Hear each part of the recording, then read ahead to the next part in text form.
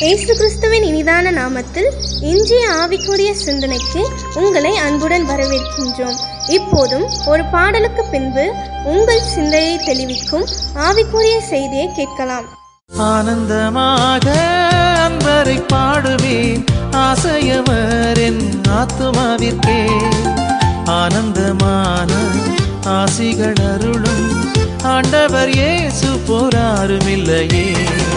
இயேசுவெல்லாம் இயேசுவெல்லாம் இன்னும் மிகத்தி வேறு எங்கும் இல்லையே. இயேசுவெல்லாம் இயேசுவெல்லாம் இன்னும் வேறெங்கும் இல்லையே.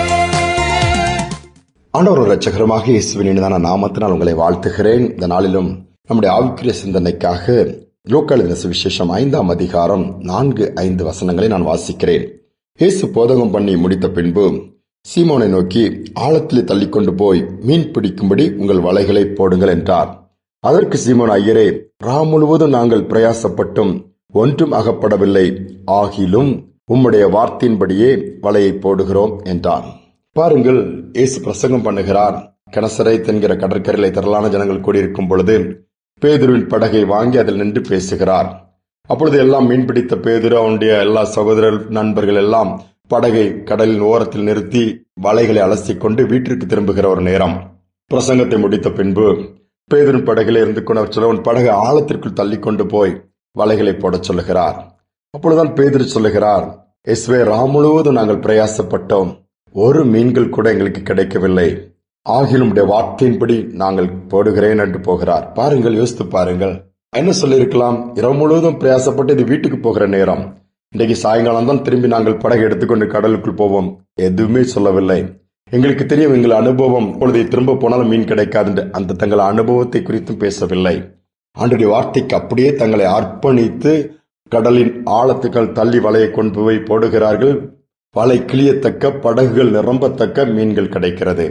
இங்குதான் அற்புதம் நடக்கிறது. காரணம், கர்த்தருடைய வார்த்தையின் மேல் பேதுரு அப்படியே விசுவாசம் வைக்கிறார். யோசித்து பாருங்கள், ஆண்டவருடைய வார்த்தையை பெற்றுக்கொள்கிறோமா? பெற்றுக்கொண்டோமெனால் அந்த வார்த்தையை அப்படியே நாம் விசுவாசிக்க வேண்டும் என்று ஆண்டவர் விரும்புகிறார். பேதுருவை ஆழத்திற்கு தள்ளி, நம்மள டயர்டா இருக்க நேரத்துல ஆழத்துக்கு தள்ளி கொண்டு போட்டு சொல்லுகிறார். எனக்கு முடியாது, ரொம்ப கஷ்டமா இருக்கு. சில நேரம் ஆண்டவர் சொல்லுகிற காரியம் அப்படித்தான் இருக்கும். ஜெபிக்கவே முடியாமல் இருக்கும், ஜெபிக்க சொல்லுவார். எழுந்திருக்க முடியாது, எழுந்து அதை போய் செய்ய சொல்லுவார். முடியாத ஆண்டவரை அப்புறம் பார்த்துக் கொள்கிறேன் சொல்லி நாம் கீழ்ப்படியாமல் போகும் பொழுது அனைத்து ஆசீர்வாதங்களை இழந்து விடுகிறோம்.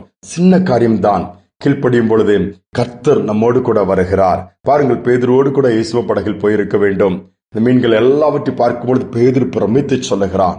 அங்குதான் பேதுருவுக்கு அழைப்பு வருகிறது. நான் உன்னை மனிதனை பிடிக்கிறவனாய் மாற்றுவேன். பெரிய ஊழியக்காரனை மாற்றுகிற தரிசனத்தை அங்கு கொடுக்கிறார், அழைப்பை கொடுக்கிறார், வாக்கு கொடுக்கிறார். அது அப்படியே நிறைவேறுகிறது. நம்முடைய வாழ்க்கை எப்படி? தேவனுடைய வார்த்தைக்கு நாம் கீழ்ப்படுகிறோமா? ஒன்றுமில்லாமல் அனுபவத்தை வைத்து பல காரியங்கள் செய்து தோற்று போய், அல்லது பல விதத்திலே பிரயாசப்பட்டு முயற்சி எடுத்து எல்லா பக்கம் கதவுகள் அடைக்கப்பட்டு பெருமையா இருக்கிறீங்களா? உங்களோடு தான் ஆண்டவர் அந்த வார்த்தை சொல்லுகிறார். இன்னும் கொஞ்ச தூரம் ஒரு ஸ்டெப் எடுத்து வையுங்கள். வார்த்தைக்கு முழுமையாய் அர்ப்பணித்து கீழ்ப்படியுங்கள். அற்புதம் நீங்கள் எதிர்பார்த்ததை காட்டிலும் பெரிய விதமாக இருக்கும். ஒரு சம்பவத்தை சொல்ல நான் விரும்புகிறேன். ஒரு சிறு கூட்ட வாலிபர்கள் அவள் வாழ்க்கையிலே நல்ல முறையாக ஊழியத்தை செய்து கொண்டிருக்கிறார்கள். ஒரு தடுமாற்றம் வருகிறது. எதிலே? தரிசனத்திலே, அழைப்பிலே. தொடர்ந்து இந்த ஊழியத்தை செய்ய முடியுமா? தொடர்ந்து இப்படிப்பட்ட கூட்டங்களை நடத்த முடியுமா? இல்ல விட்டு விட்டு ஏதாவது முடிந்ததை செய்யலாம் என்று சொல்லி இருந்து விடலாம்னு சொல்லி இருக்கும்போது கூடி ஜபிக்கும் பொழுது ஆவியானவர் அவர்கள் கண்களை திறக்கிறார். இருதயத்திலே ஒரு உணர்வை கொடுத்து பேச ஆரம்பிக்கிறார். என்ன சொல்லுகிறார்? வாலிபல் கொண்டு ஒரு உபவாச கொடுகை நீங்கள் ஏற்படுத்துங்கள் என்று சொல்லுகிறார். இவர்களும் ஒன்று சொல்லவில்லை. சரி ஆண்டவரே என்று சொல்லி ஜெபித்து வாலிபர்களுக்கு உபவாச கொடுகை ஏற்படுத்துகிறார்கள். பழைய இடங்கள் போய் அங்கெல்லாம் வாலிப போய் அனுப்புவீங்களா அவங்க சபைகள் எல்லாம் சொல்லும் பொழுது அந்த அனுபவமிக்க பெரியவர்கள், ஊழியர்கள் எல்லாம் சிரிக்கிறார். தம்பி, நாங்கள் பிரியாணி போட்டு கூப்பிட்டாலே வாலிப பசங்க வரமாட்டாங்க, வந்தாலும் பாதியில ஓடி போங்க. நீங்க என்னடா உபவாச கொடுக ஃபாஸ்டிங் பிரேயர்னு சொல்லி அது காலையில 10 மணில இருந்து 4 மணி வரை சொல்றீங்களா? யார் வருவா? போங்க, உங்களுக்கு அனுபவம் பத்தாது தம்பின்னு சொல்லிவிட்டார்கள். ஆனால் இவர்கள் சோர்ந்து போகவில்லை. கர்த்தர் சொன்னார், ஆண்டவர்களை நடத்தும்படியா சொல்லியிருக்கிறார். அதனால் நாங்கள் செய்கிறேன் சொல்லும் பொழுது பலர் புரிந்து கொள்ளவில்லை, சிலர் ஏற்றுக்கொள்ளவில்லை, சிலர் அற்பமாய் எண்ணினார்கள், அலட்சியம் பண்ணினார்கள். ஆனால் இவர்கள் ஜெபித்துக் கொண்டே இருந்தார்கள். அதற்கான காரியங்களை செய்ய ஆரம்பித்தார்கள். சரி, பட்ஜெட் போடலான்னு சொல்லி பார்க்கும் பொழுது அது எவ்வளவு செலவாகும், எல்லா அரேஞ்ச்மெண்ட்ஸ், ஊழியக்காரர்களை கூப்பிட்டு பிஏ சிஸ்டம், அந்த ஹால் புக்கிங் எல்லாம் பார்க்கும்போது 30,000 rupees வந்தது. பல ஆண்டுகளுக்கு முன்பாக நடந்த சம்பவம் இது. ஆனால் இவர்கள் கையில 300 ரூபாய் தான் இருக்கிறது, தேவை 30,000 ரூபாய். யோசித்து பாருங்கள், விசுவாசம் சோதிக்கப்பட்டது. ஆனாலும் என் ஆண்டவர் சொன்னதை செய்ய வல்லவர். அவரை நம்பி இறங்கினாங்க. ஐயோ, காசு வந்த பிறகு பார்த்துக்கலாம், அல்லது அப்புறம் பார்த்துக்கலாம். ஆண்டவர் சொன்னபடி, அவர் நடத்தலின்படி, ஆவியானுடைய ஏவுதலின்படி அந்த நாளை குறித்தார்கள். குறித்த இடத்திற்கு போய் ஹால் புக் பண்ணார்கள். ஊழியக்காரர்கள் பேசினார்கள். எல்லாம் நடந்து அந்த கூட்டத்தை நடத்த ஆரம்பித்தார்கள். இவர்கள் எதற்கும் பதற்றப்படவில்லை. ஆண்டவர் சொன்னதை செய்ய வேண்டாம், அதான் நம்முடைய வேலை. மற்றதை கர்த்தர் பார்த்துக் கொள்வார். 10 மணிக்கு ஆரம்பிக்கலாம் என்று மைக்கை பிடிக்கும் பொழுது நூற்றுக்கணக்கான வாலிபர்கள் வந்து குவிந்து விட்டார்கள். ஊழியர்களின் வல்லமை எடுத்து பயன்படுத்த மீட்டிங் முடிவது சாயங்காலம் 5 மணி. அதுவரை அத்தனை வாலிபர்களும் இருந்து தேவனுடைய வல்லமையால் நிரப்பப்பட்டு ஒரு மாற்றம், புது வாழ்வினை பெற்றுக் கொண்டவர்களாய் திரும்பி போனார்கள். யோசித்து பாருங்கள். இதுதான் தேவன் மேல் வைக்கிற விசுவாசம். அவர் வார்த்தை சொன்னார், அதை பிடித்துக் கொள்ள வேண்டும். அவரே அந்த வார்த்தை நிறைவேறும் வரை கூட இருப்பார். உங்கள் வாழ்க்கையை சற்று இன்னைக்கு யோசித்து பாருங்க. எந்த இடத்துல தடுமாறி இருக்கீங்க, எந்த இடத்துல போராடிட்டு இருக்கிறீங்க, எந்த முயற்சிகள் வாய்க்கல, எங்கு வேதனை, இன்னைக்கு உட்கார்ந்து ஆண்டவரே என்ன செய்யணும்னு சொல்லி கேளுங்க.